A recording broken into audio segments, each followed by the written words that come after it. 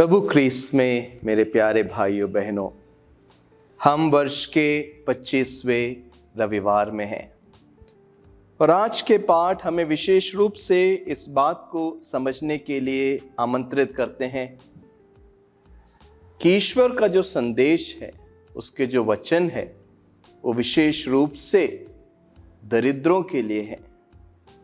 जब हम दरिद्रों की बात करते हैं तो केवल आर्थिक रूप से जो दरिद्र हैं उनके विषय में ही नहीं हम कह रहे हैं, बल्कि जो परेशान हैं, दुखी हैं, लाचार हैं, जिनका शायद कोई देखरेख करने के लिए नहीं है। ईश्वर की आंखों में वो सब दरिद्र हैं और इन दरिद्रों के प्रति हमारी किस प्रकार इच्छाएं होनी चाहिए और किस प्रकार हमारे अनुभव होने चाहिए, उसके विषय में आज के पाठ हमें समझा रहे हैं। आज का जो भजन अनुवाक्य है वो बहुत सुंदर है। प्रभु की स्तुति करो, वह दरिद्रों को ऊपर उठाता है। जब हम इस वचन को सुनते हैं, हम समझ पाते हैं कि किस प्रकार स्तोत्र ग्रंथ हमसे कह रहा है कि ईश्वर की हमें स्तुति करनी चाहिए, क्योंकि वो दरिद्रों पर अपनी नजर बनाए रखता है और उनको ऊपर उठाता है। शायद इसी को आज के पहले पाठ में नबी आमोस हमसे कुछ बताना चाहते हैं। वो कहते हैं कि तुम लोग दरिद्रों, लाचारों के विरुद्ध जो कुछ भी करते हो, ईश्वर वह सब देख रहा है। कहने का तात्पर्य, ईश्वर से कुछ भी छिपा हुआ नहीं है। कभी कभी लोग सोचते हैं मैं अपने जीवन में जो कर रहा हूं केवल मुझे ही उसके बारे में पता है, शायद कुछ और लोगों को पता है, बाकी सब लोग तो शायद जानते ही नहीं। लेकिन ईश्वर सब देखता है, वह सब जानता है। और यही विशेष रूप से आज हमें नबी आमोस बता रहे हैं। और क्यों इतने गहरे रूप से वो कहते हैं कि तुम लोग जो दरिद्रों और लाचारों के विरुद्ध कर रहे हो, ईश्वर वह सब कुछ याद रख रहा है, देख रहा है। वो इसलिए कह रहा है क्योंकि उस समय जो लोग शासन कर रहे थे या जो लोग उस समय प्रचलित थे, वे गरीबों पर बहुत अत्याचार करते थे। उनका बस एक ही लक्ष्य था, किस प्रकार अपने आप को ऊपर उठा सके, चाहे गरीब क्यों ना मर जाए, उसको क्यों नहीं रौंदा जाए। और इसलिए प्रभु नबी आमोस के मुख से ये वचन कहता है, मैं सब कुछ देख रहा हूं। कुछ ऐसा ही संत पौलुस तिमोथी को जो पत्र लिख रहे हैं, जो आज का हमारा दूसरा पाठ है, उसमें भी कहा गया है। संत पौलुस कहते हैं, ईश्वर चाहता है कि सभी मनुष्यों को मुक्ति प्राप्त हो। संत पौलुस यह नहीं कहता है कि केवल कुछ लोगों को मुक्ति प्राप्त हो। संत पौलुस कहता है सभी मनुष्यों को मुक्ति प्राप्त हो, यह ईश्वर की इच्छा है। और अगर ईश्वर की कल्पना इतनी सुंदर है कि सभी लोगों को मुक्ति प्राप्त हो, तो अवश्य ही उन सभी लोगों में वे गरीब भी हैं, वे लाचार भी हैं, वे परेशान भी हैं, वे दुखी भी हैं, क्योंकि ईश्वर की आंखें उन पर हमेशा बनी रहती है। और यही प्रभु यीशु क्रिस्त भी हमें अपने वचनों द्वारा सिखाते हैं। जब वे अपने नाज़रेत गांव में अपने मंदिर में प्रवचन दे रहे थे, तो उनके वचन कुछ ऐसे ही थे, पवित्र आत्मा मुझ पर छाया हुआ है ताकि मैं दरिद्रों को सुसमाचार सुनाऊं, अंधों को दृष्टिदान दूं, जो बंधी हैं उन्हें छुड़ा दूं, ईश्वर के राज्य की घोषणा मैं उनको प्रदान करूं। मेरे प्यारे भाइयों बहनों, जब ईश्वर हर एक व्यक्ति पर अपनी आंख बनाए रखता है, तो क्यों हम कभी कभी मुकर जाते हैं एक दूसरे को देखने की, विशेषकर उन लोगों पर अपनी आंख रखने के लिए जो गरीब हैं, लाचार हैं, परेशान हैं, दुखी हैं।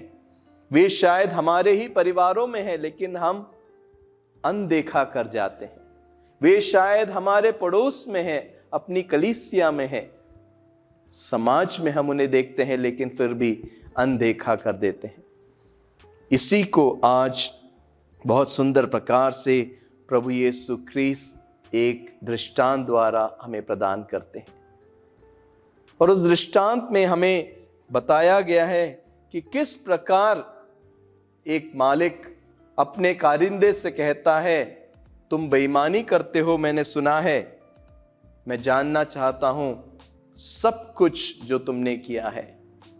और वो कारिंदा समझ जाता है शायद मेरी नौकरी गई, क्योंकि अवश्य ही उसने बहुत बेईमानी की थी। तो चतुराई से वो कार्य करने लगता है, लोगों के ऋण माफ करने लगता है, यह सोचकर कि अगर मालिक ने मुझे निकाल ही क्यों ना दिया नौकरी से कम ये लोग जिनके ऋण मैंने माफ किए हैं वो मुझे स्वीकार करेंगे। और प्रभु यीशु इस दृष्टांत को सुनाकर कहते हैं कितना चतुर निकला वो व्यक्ति, और उसकी चतुराई की प्रशंसा प्रभु यीशु करते हैं। कभी कभी कुछ लोग सोचते हैं प्रभु क्या उसकी बेईमानी की प्रशंसा कर रहे हैं? बिल्कुल नहीं, उसकी चतुराई की प्रशंसा कर रहे हैं। क्यों? क्योंकि उसने अपने भविष्य को सुरक्षित रखने के लिए लोगों के ऋण माफ कर दिए, ताकि आगे चलकर वही लोग उसकी देखरेख कर पाएंगे और उसको संभाल लेंगे। उसकी चतुराई उसके भविष्य को सुरक्षित करने में थी, और इसे प्रभु यीशु ख्रीस्त प्रशंसित करते हैं। मेरे प्यारे भाइयों बहनों, आज जब यह वचन हम सुनते हैं, हम ध्यान दें कि हम में से हर एक व्यक्ति बपतिस्मा पाया हुआ है, और एक बपतिस्मा पाया हुआ व्यक्ति प्रभु यीशु के मुक्ति कार्य का एक अभिन्न अंग है। हम यह नहीं कह सकते कि मुक्ति कार्य करने के लिए हमें कोई बड़ा स्थान चाहिए, जैसे कि पुरोहित हो या बिशप हो या सिस्टर हो। बिल्कुल भी नहीं। हर एक बपतिस्मा पाया हुआ व्यक्ति ईश्वर के, प्रभु यीशु के मुक्ति कार्य का सहभागी होना है। और हम कैसे उसके मुक्ति कार्य के सहभागी हो सकते हैं? तभी जब हम आध्यात्मिक रूप से ऊंचाइयों को छूने लगते हैं। और इसके लिए आज प्रभु यीशु हमें यह दृष्टांत देते हैं, हमें भी चतुर बनना है अपने आध्यात्मिक जीवन को सुंदर बनाने के लिए, ताकि हमारा आगे का जीवन सुरक्षित रहे। हम जब चतुराई से अपने आध्यात्मिक जीवन को बढ़ाने का प्रयत्न करते हैं, हम न केवल स्वर्ग राज्य की ओर अपनी आंखें टिका लेते हैं, बल्कि आने वाला जो हमारा जीवन है उससे भी हम बहुत सुंदर बना देते हैं, सुरक्षित बना देते हैं। और इसलिए मेरे प्यारे भाइयों बहनों, 3 बातों पर ध्यान दें। सर्वप्रथम, हम जब अपना जीवन जीते हैं तो छोटी छोटी जो बातें हैं उन पर ध्यान दें, और जो छोटे छोटे हमारे कार्य हैं, वचन हैं, हमारे विचार हैं, उनको ईश्वरीय कार्यों में बदलने का प्रयत्न करें। लिसियो की संत तेरेसा बहुत सुंदर प्रकार से कहती है, जो भी छोटा कार्य करो पूरी लगन से करो, ईश्वर की इच्छा के अनुसार करो, उसकी कृपा में रहकर करो, तब वो कार्य कभी भी गलत नहीं होगा। तो प्रभु यीशु कहते हैं अगर छोटी छोटी बातों पर मैं तुम पर निर्भर कर सकता हूं तो बहुत सारे बड़े वरदान तुम्हारे जीवन में मैं देता रहूंगा। मेरे प्यारे भाइयों बहनों, एक दूसरी बात पर हम गौर करें। ईश्वर से हमें जो कुछ भी मिला है उसका हम सुंदर प्रकार से उपयोग करें। हम में से अधिकतम लोगों के पास सब कुछ है जो एक साधारण जीवन जीने के लिए काफी है, और यह सब वरदान ईश्वर द्वारा हमें दिया गया है। इसका सदुपयोग करें, बुरा उपयोग ना करें, सदुपयोग करें। और जब इसका हम सदुपयोग करते हैं, ना केवल हमारा जीवन सुंदर होता है, हमारे परिवार का, हमारे पड़ोस के लोगों का, समाज का, हमारा जो कलीसिया में अनुभव है उसमें भी हम सुंदर योगदान दे पाते हैं। तो ना केवल छोटे छोटे कार्य सुंदर प्रकार से करें, लेकिन जो कुछ भी वरदान ईश्वर ने हमें प्रदान किए हैं उसका हम सही उपयोग करें, बेईमानी के लिए नहीं, बल्कि अपने भविष्य को, अपने जीवन को, अपने आध्यात्मिक बढ़ाव को सुरक्षित रखने के लिए। और एक तीसरी बात मेरे प्यारे भाइयों बहनों जो हमें याद रखनी है वो यह है, हमारी आंखें हमेशा स्वर्ग की ओर रहनी चाहिए। हमारी जो कल्पनाएं और इच्छाएं हैं वो स्वर्गिक होनी चाहिए, न कि सांसारिक। प्रभु यीशु ने हमसे कहा, क्या कहा है? स्वर्ग राज्य की कल्पना करो, स्वर्ग राज्य को ढूंढो और उसके लिए कार्य करते रहो। बाकी तुम्हारे जीवन में जो कुछ भी आवश्यक है वो तुम्हें मिल जाएगा।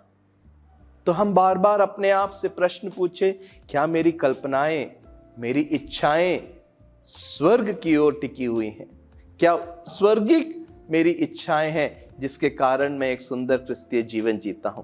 अगर है तो अवश्य ही हम न केवल एक सच्चे बपतिस्मा प्राप्त क्रिस्तीय के रूप में जी पाएंगे, बल्कि हम एक सुंदर मुक्ति कार्य के सहभागी होकर भी जीने में समर्थ बनेंगे। आइए आज जब हम मनन चिंतन कर रहे हैं इन पाठों पर, विशेष रूप से प्रार्थना करें, प्रभु मुझे ये सुंदर एहसास दे दिए कि मेरा जीवन इस धरती के लिए नहीं, स्वर्ग के लिए बनाया गया है। क्योंकि जो कुछ भी मेरे जीवन में आज है वह सब इसलिए है ताकि मैं अपना जीवन सुंदर प्रकार से जीकर, हर छोटे छोटे कार्य को भी खुशी से कर जो कुछ भी मेरे जीवन में तूने दिया है उसका सदुपयोग कर कर जीऊं, ताकि एक दिन तेरे साथ स्वर्ग राज्य में जी सकूं। ध्यान रहे मेरे प्यारे भाइयों बहनों, हम भी चतुर बनने के लिए बुलाए गए हैं और हमारी चतुराई इसमें है कि हम अपने आध्यात्मिक जीवन को सुरक्षित रखें। और जब हम अपने आध्यात्मिक जीवन को सुरक्षित रखते हैं, बाकी सब कुछ हमारा सुरक्षित हो जाता है। हमारा व्यक्तिगत जीवन, हमारा पारिवारिक जीवन, सामाजिक जीवन, हमारे कलीसिया के कार्य और अवश्य ही जो कुछ भी हम अपने जीवन में करना चाहते हैं। आइए आज इस विशेष कृपा के लिए हम सब प्रार्थना करें।